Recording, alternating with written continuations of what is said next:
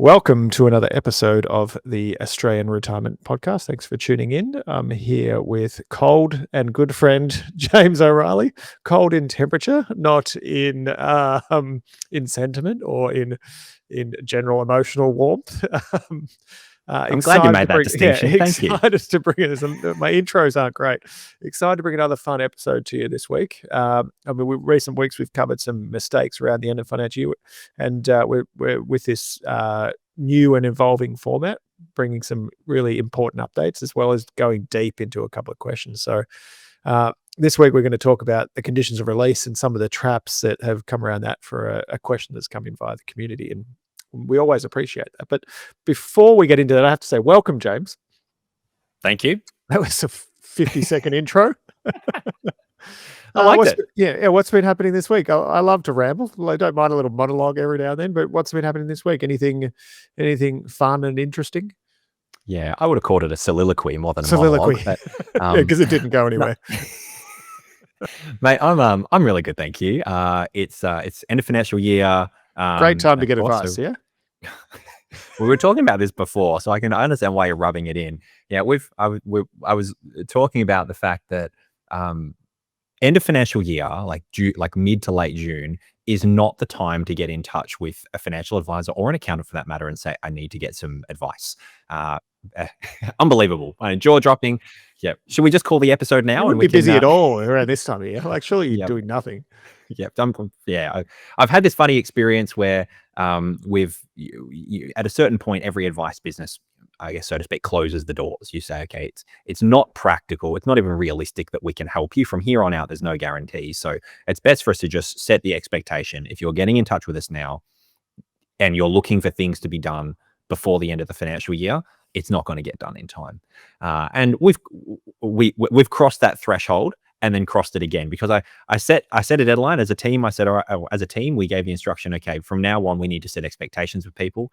And then we've kept successively getting this contact of, my situation is such that if I do something before the end of the financial year, whether they're aware or not, they're going to save 10, 20, sometimes I think the piece is $40,000 in tax from for this one individual. And we keep sort of scratching our heads saying, look, we know we said the door was closed, but like we have to try. We have to be all in here. So, yeah. So please, for next financial year, for all of you lovely humans that are going to be kind enough to call us, both Drew and I, and say, hey, can we get some advice? Would love to, and would be so much more grateful if you would if you'd please do that in May or yeah, that's right. In fact, if next financial year, if you get in touch with me or with us in May and say, I'm getting in touch with you in May just because I know that you said you wanted a little bit of breathing room on the podcast, I'll arrange a bottle of wine or some chocolates for you or something, just to say thank you. Yeah, that's right. You have made my life much better. And I think part of that is, because most of our clients are, like 98% of our clients are ongoing. So you can imagine if we have working with ongoing clients, we're doing all their end of financial planning work at the moment. So we're checking their contributions, checking their notice of intent to claims, we're checking their non-concessional contributions, transfer balance. We're doing all those things as well as preparing to launch, getting ready for tax returns and shortly after New Year. So what's my bugbear this week? Seems to be my bugbear every week. Am I the grumpy one? I think I'm the grumpy one. Yeah. Yeah, there's no supporting me in that. ASIC has come out the end of financial year, like throwing punches. There was an article a few weeks ago that spoke about the Reading the Riot Act, and they've done quite a few presentations as the year's come to an end. Then two focuses. One we probably cover on the Investors podcast, which is the growth and the focus on private markets. So private markets being unlisted debt, private lending, private equity, venture, all these kind of asset classes that are opaque, are becoming increasingly popular, but it's hard to get detail on. But more importantly, I think I've seen more fines than ever from ASIC to certain sectors in the last 6 months than I've ever seen. And a big focus has been on the industry fund sector, with superannuation reaching something like 4.1 trillion this year. There's been a focus on, and the chairman came out, I think it's the chair, talking about the kind of disconnect that has occurred between member expectations and the not the social license, but the role that large superannuation funds have in communicating and delivering on the expectations of their customers. Thanks for watching this episode of the Australian Retirement Podcast. I'm Owen Rask, the founder of the Rask Group and Chief Financial Officer of Rask Invest. One of the great things about retirement is you get to switch off your active income and move into a mode where you rely on passive income from your investments. This can be a daunting time for a lot of people. In fact, most people in our community will seek financial advice at this time in their lives. So if you're watching the Australian Retirement Podcast, you should know that we have resources to help you find a qualified and vetted financial advisor. To get in touch with one of our financial advisors or partner advisors, you can head to the YouTube description that's below the video and simply click the link to get taken to a page where you'll find lots of resources for finding a financial planner. We've even created a matching tool which matches you to an advisor that we think may be suitable for your stage of life, your assets, or your goals. And you can also find resources on how to verify financial planners and their qualifications. That's all available in the link in your YouTube description. Let's get back to the show. I mean, there's comments like, and you and I would know this better than anyone because we've executed workflow systems within our businesses, but that some funds don't necessarily have up-to-date workflow systems where they can tell you exactly where a request sits, how many days it's been open. We see that every Monday. We see how long a task has been open for every staff member in our business. But to think that that doesn't exist in every institution is kind of scary to us. In an institution that has millions of members. Yeah, exactly. Yeah, is wild. Yeah. Yeah. Well, hopefully they get that. Hopefully they're listening. Yeah. Yeah. Hello to all of you. Yeah, I agree. I mean, superannuation, of course, is continually becoming bigger. And I think we really are going through an inflection point with a lot of those, particularly industry super funds, not to hit those more heavily, but the industry super funds, they tend to have less focus on, or historically have had less focus on a really high quality back end because a part of their offering is to keep fees minimal. And one of the obvious ways to keep fees minimal is to not have a huge investment in member experience or client experience.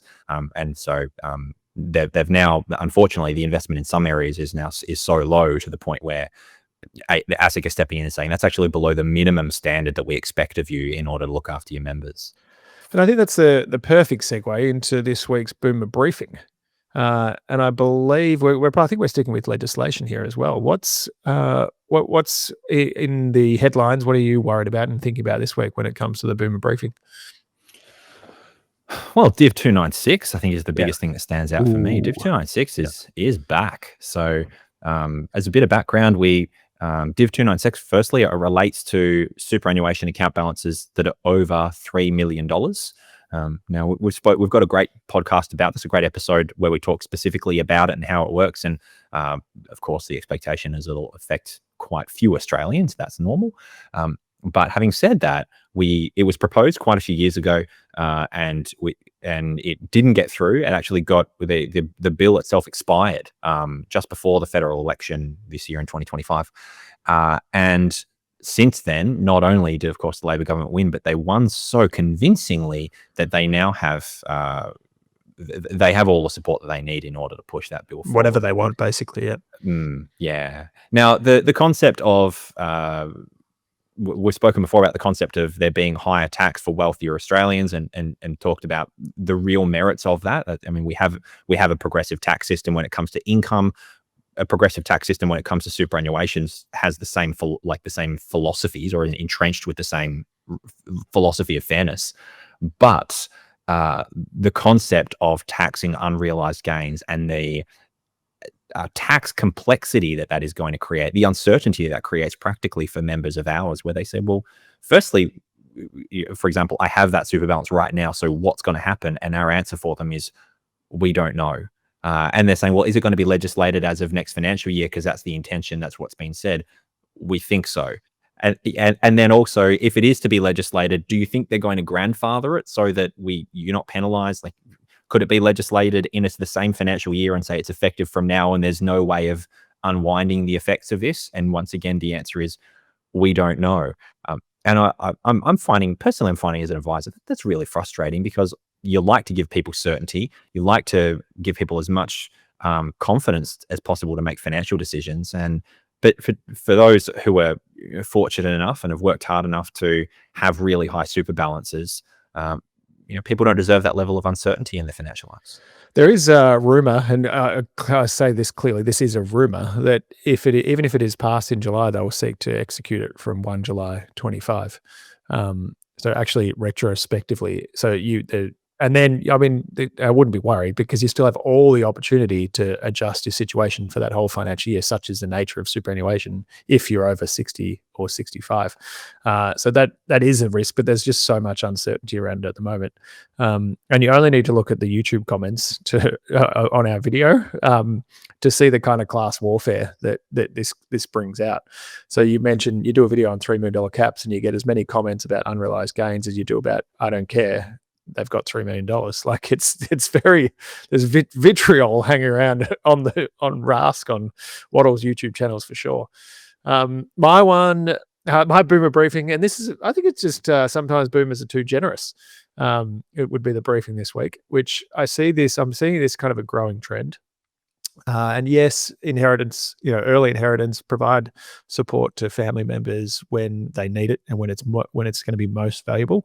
But something I'm seeing a little bit too often is giving away too much money too soon. So people wanting to get their families into houses or their children, and I think one is giving it away too soon, and two is not understanding the impact that it's having on your own lifestyle. So not understanding the trade-off that you're making. I think a couple $100,000 deposit to help get a 20% deposit for a house. You do that for 2 children, and if you've got $2 million, your balance has dropped from 1.6 to 1.6. That can significantly change the amount of income and what your lifestyle is going to look like, and it changes your probabilities of your capital outlasting you, as opposed to running out of money. That's something I see, and it kind of links that to other expenses that we tend to focus on too much. So you can give away money too soon, but you can also over capitalize on renovating as opposed to selling, or doing the opposite, upsizing as opposed to renovating. So I think the key is making sure that you're understanding the trade-off before you're making these huge decisions, and not giving away too much of your future lifestyle. Yeah, I think you've said that really well.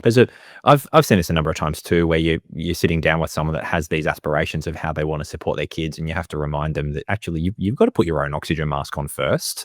Let's get really clear on exactly what you need for retirement, and let's have a high degree of conviction around that amount, and then play with the rest, or do what you want with the risk. Be selfish. Yeah. And I think that also we've spoken in the podcast previously about the idea of not falling over finish lines, not stumbling over them. And I talked about that a fair bit with our members, which is the idea that often when people make big decisions, it might be, for example, upgrading the home or downsizing, or it might be buying an investment property, or it might be retiring. Often those really, really big decisions are not made with clarity. They're not made with just high conviction. I'm ready. Let's do it. What happens instead is that it starts off as a natural lean, and then that natural lean doesn't really evolve much other than, I think I still want to do it. And then out of exhaustion, you just end up making a decision. Yeah. It's not necessarily the best. Yeah, that's right. It's not the best decision. It's just like, geez, I've been going round and round and round in this. Well, yeah, you have, but you haven't been going round and round and solving any problems. You haven't been trying to address the issue and work out and try to solve it in a financial sense or in a logical sense. You've just been emotionally going round and round and round with it. And so you've got no further with all of that mental play. You've made no advancement in terms of whether or not it's a good decision or a bad decision. And so when it comes to some of these huge choices around, for example, giving money to kids and a whole host of other things, make a decision confidently. Make sure you've got all the fundamentals there, and then choose, because if you don't, you're going to stumble over that finish line, and that's going to be done really poorly. It's going to be a low conviction choice, and you won't really understand the ramifications of whether or not it was a right or a wrong decision until it hits you. And I think an extension of this is the old holiday house story as well, where, a lot of people bought holiday houses in the last 5, 10, 20 years, and they hold on to them because they think their kids are going to use them. But in a lot of cases, their kids have changed, and they have these assets that, one, could be stopping them from getting a pension, but two, could be stopping them from living a different lifestyle. And they're just like, there's assets that cost money that aren't being used. Fair enough, paying land tax, all that sort of stuff when they're being used, but unused. It's another thing where you're holding on to like the emotional aspect of these assets rather than releasing that. I am emotional. I'm just when it comes to money, I'm not emotional. I think is my position there anyway.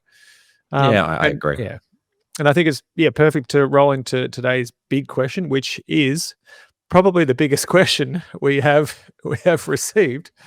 Yeah, I've actually had to redact this question three a lot paragraphs, and thin it down. It started as about 8, and it wasn't one paragraph. Actually, it was a solid body of text. I've taken the liberty of turning it into paragraphs for you, but it is a really good question. And so if I may, I'll put it forward and we can have a good chat about it. So the question reads: in early 2022, I turned 60 years of age, and only a month later, I was terminated from my full-time employment. Soon after, I commenced a role with another employer and have stayed there. So listening to your retirement podcast, I now realize that I met a condition of release when I terminated with that employer in 2022. As a reminder, they just turned 60, so that checks out. Over 60, ceasing gainful employment, tick. Can I now notify AustralianSuper in 2025 that I met a condition of release in 2022 to retrospectively convert my existing accumulation account to a pension phase account at the date in 2022? So let's firstly start there. There's more to the question. Let's knock that bit over first, mate. Yeah, I think so. Ceasing, and I was just checking out AI to make sure, just to get into a bit of the detail of this question as well. So 100% correct, which is if you're 60 years of age and you have ceased gainful employment, you have technically met a full condition of release on the contributions made up to the point of that time in your life. I think where it becomes difficult is how do you meet this retrospectively? And I think that's the entire crux of this question. I think it does help the fact that they were terminated from their employment. I think maybe this was kind of, I'm not sure if that was part of the updated question or not. But what it is if you've then essentially your condition of release only allows you to release the funds contributed before that point. If you've then started working and added new contributions, everything after that would be subject to a new condition of release. So you'd have to lose that job, quit that job, or turn 65. I think, of course, you can notify AustralianSuper. The question is whether they will actually accept your notification as having met a full condition of release. When I say, my understanding is if you're quitting a job, you have to not intend to work again in the future, as opposed to if your employment has ceased and you've been fired to that point, it would be a much easier condition of release to meet.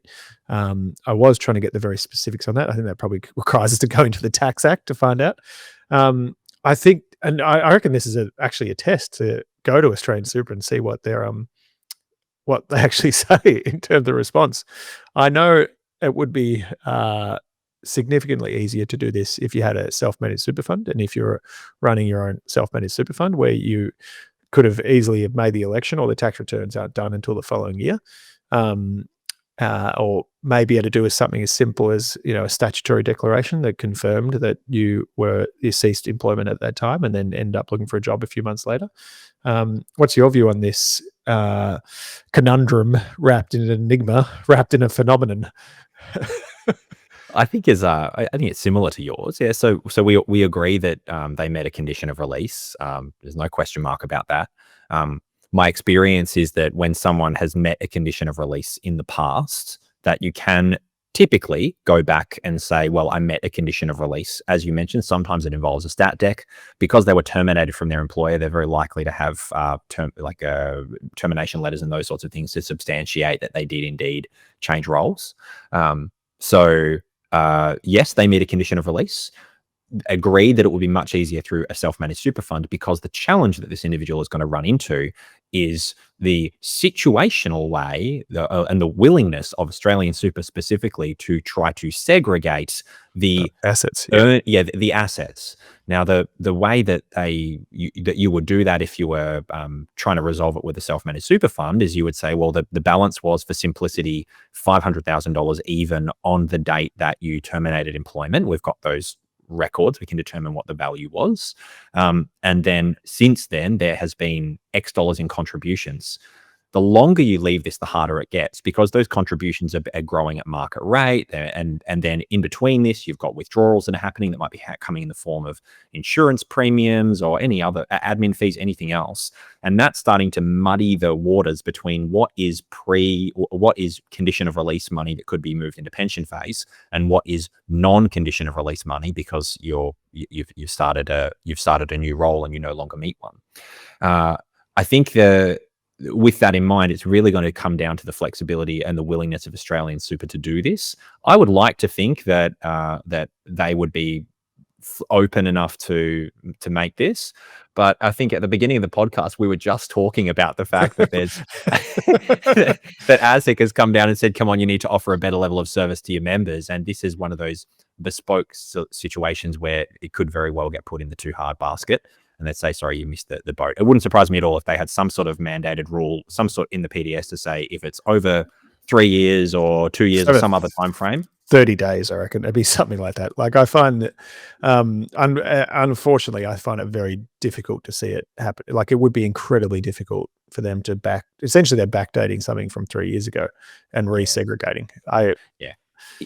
If you worked at AustralianSuper and you were tasked with this, like thinking about practically, all right, I'm given all the data, I would probably I'd need a whole day in order to come to a specific number and say this proportion we can move into a pension.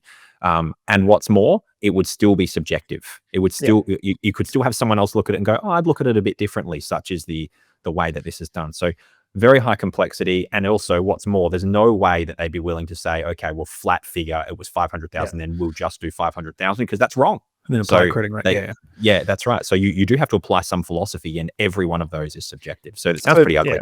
And if it was an SMSF, I mean, you could redo 3 years of tax returns and have them audited, and all those things would be checked, which would cost money, but it could potentially you can't. I couldn't see you be able to change super fund now and then claim it back because you've changed super funds. So that is one of the benefits of SMSF, a bit more structured. Yeah. The question goes on. Then phase 2. So let's hypothetically imagine that this individual speaks to AustralianSuper, and the good humans at AustralianSuper say, absolutely, we can do that for you. I've got a day, just coincidentally, I've got a free day today, and I'd love to sink my teeth into something challenging. So I'll run the numbers for you, and we've got the framework to work that out. And that is done, all good. The next part of the question is, as AustralianSuper's income tax returns for 2022 and later would still be within the 4-year self-amendment period, I think we both know where this is going, it seems feasible that in these circumstances they could claim a refund of the tax from the ATO paid by the super fund on the earnings attributable to my balance, and between then and now, and then transfer that refund into my pension phase account to reflect 0% tax on the earnings since 2022. Over to you, Drew. That's just not how it works. You don't get credited anything. It's there's no way that's coming, right? When you invest with AustralianSuper, you're in a pooled trust with everyone else, and your crediting rate is higher because you're in pension phase. Essentially, is how it works. So there's no refund directly to your account. Maybe if you're in member direct, they could do something. I don't even think in that case that's even possible. But then you'd have to have been invested that way, and then they're not going to give you the same assumed return because you're in member direct. So this is the benefit, and also one of the drawbacks of investing in industry funds is that it's a pooled structure and there is no individualization of it. You're all invested into the same pool of assets and have the same tax position, essentially. So as much as you could do that somewhere else, sure. Now, if the person sending this message is Paul Schroeder's son or daughter, or partner, if the CEO of AustralianSuper is a good friend of yours, it's technically possible, in the sense that it could be done through a self-managed superannuation fund, very likely, and there is the ability to amend tax returns.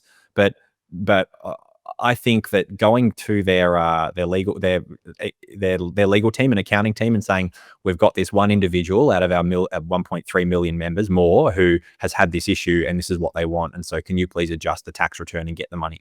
That's slippery slope argument. You'd need to be Paul Schroeder in order to get this done. You're saying nepotism works. Yes, in this context, I'm saying that it works. Yeah, I can't dodge that bullet. Okay, so then let's move on. The last piece here is I'm also curious to get your thoughts on why AustralianSuper weren't proactive in advising me back in 2022 that I had met a condition of release, given that it would have been aware at the time. Well, over to you, mate. Yeah. I mean, good question. How were they aware? This just because you stop receiving a super guarantee contribution? I'm assuming because your employer doesn't tell them that you're not employed anymore. They would just stop paying contributions in every quarter, or I think it's quarterly at the moment, and then back to every month. So they're not advisors. Like AustralianSuper is a massive super fund that is a fund manager, essentially, that manages your superannuation money. There's no advice fee. Yes, you're technically being charged advice that other people are getting. That's part of intra-fund advice, but you don't have a dedicated advisor, and you receive proactive advice from a financial advisor that is advising on multiple areas of the situation, not from an industry fund that is defaulted to invest. I think that's the main thing here. And two, there wouldn't be a trigger. Just because you've stopped contributing doesn't trigger them to think you're not working anymore. And we know this is a broad issue in the industry fund world, where the number of people who are over 65 having met a full condition of release that haven't commenced a pension is huge compared to self-managed super funds and corporate platforms. Your thoughts? Yeah. You make a great point with the ladder there. So yes, agreed on all. Like, let's start. The AustralianSuper doesn't know that you've met a condition of release, because contributions got to stop for a whole heap of different reasons. It's not unreasonable to conclude that you may have met a condition of release, and in a best practice situation, let's not make this an AustralianSuper fund fight. Just more broadly, a super fund. If we were looking at how to best run a super fund and ensure our members pay less tax, one of the things we may very well look at is a house rule to say, for anyone over 60 years old who is receiving contributions and then stops receiving them for a period of 6 months, we would send out an email to say, hey, or a message to say, hey, did you change roles back there? Because you might have met a condition of release, which means no tax. We recommend that you speak with a financial advisor about that. That would make heaps of sense. It'd be a great trigger to bring more people in to get financial advice.